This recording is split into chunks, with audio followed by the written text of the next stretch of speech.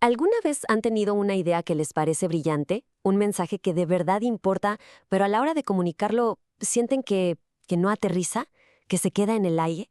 Es un reto súper común. ¿Cómo hacemos para que un mensaje no solo se oiga, sino que de verdad conecte con la gente? Para explorar esto, vamos a usar un ejemplo de un campo donde esta conexión es, bueno, vital, la preparación de un sermón. Esta guía nos muestra un proceso bastante detallado de 7 pasos. Es, en esencia, un modelo de comunicación de alto impacto.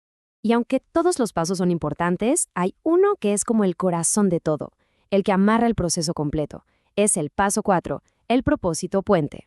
Hoy vamos a desmenuzar qué es y por qué la verdad podría ser una de las herramientas de comunicación más poderosas que hay.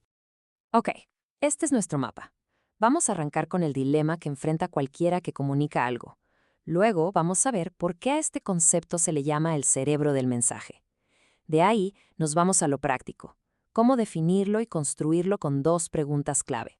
Veremos un ejemplo en acción y al final cómo podemos usar esto en todo. A ver, aquí está el meollo del asunto. Pensemos en un texto antiguo, un principio de negocios de hace 50 años, o hasta una teoría científica.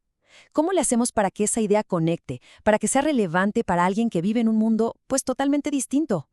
Y la solución que nos propone el material de donde sacamos esto es este concepto, el propósito puente.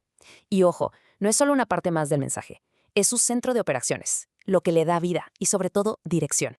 La forma en que lo describe el texto me parece genial. No dice que es una parte importante, dice que es el cerebro. Y la metáfora es perfecta porque igual que nuestro cerebro, este propósito controla todas las funciones del mensaje para que cada pieza trabaje en conjunto. Y esto es lo fascinante, porque no es una idea abstracta. Vean todas las funciones que tiene. El propósito puente te dice exactamente cómo empezar para enganchar a la gente. Actúa como un filtro, decidiendo qué información es clave y cuál es puro relleno. Te guía para que la conclusión sea poderosa y práctica.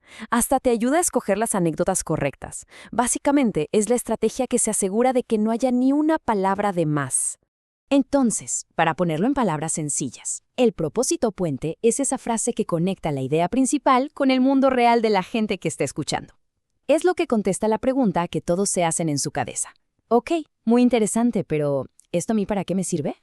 Perfecto, suena muy bien. Pero ¿cómo lo encontramos? ¿Cómo se crea ese puente?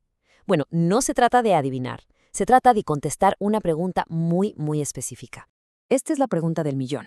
De todo lo que se podría decir, de toda la información que hay, ¿cuál es esa sola cosa, la idea central, que la gente se tiene que llevar sí o sí, incluso semanas después? La respuesta a esta pregunta, esa es la semilla de nuestro propósito puente. Una vez que tenemos esa idea central, que sería como un lado del puente, necesitamos asegurarnos de que el otro lado, el de la audiencia, esté bien anclado. Y para eso hay que hacerle 2 pruebas de calidad, por así decirlo. Y esta imagen lo explica perfecto. Por un lado, hay que preguntarnos, ¿este mensaje que quiero dar es fiel a la idea original? ¿Estoy respetando la fuente? Y por otro lado, igual de importante, ¿este mensaje de verdad le habla a la gente de hoy? ¿Conecta con sus dudas, con sus problemas? Un buen puente tiene que ser sólido en ambos extremos. Ok, basta de teoría. Vamos a ver cómo se ve esto en la práctica. El material original nos da un ejemplo buenísimo, usando un pasaje del libro de Isaías para mostrar lo flexible y poderoso que puede ser este concepto. El versículo es impresionante. Está hablando de que Dios bendice a Egipto y a Asiria, que eran los enemigos históricos de Israel. O sea, es un mensaje de reconciliación súper radical. Ahora, veamos cómo se usó. Imaginen la escena. El comunicador tiene que hablar de este texto justo en medio de una crisis fuertísima en Medio Oriente, a principios de los 90. Y su público es estadounidense, gente que está ansiosa y dividida por ese conflicto. El contexto lo cambia todo. Y aquí está la magia de esto. Para un público que conoce bien la historia bíblica, el propósito puente podría ser más teológico, demostrar que el plan de Dios va más allá de un solo pueblo.